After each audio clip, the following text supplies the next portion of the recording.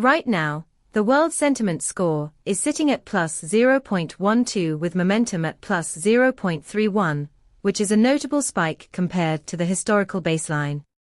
This indicates a sudden shift in collective sentiment that's worth your attention. Our API returns a comprehensive analysis of sentiment, including semantic clusters, that help you understand the underlying themes driving this momentum. You can leverage this to track global sentiment trends, or to fine-tune your product strategies based on real-time emotional responses. For example, if you're developing a news aggregator, this data can help you curate content that aligns with the current positive sentiment, ensuring you engage your users effectively. Explore more at pulsebit.lojenterprise.com/docs to integrate this powerful tool into your projects.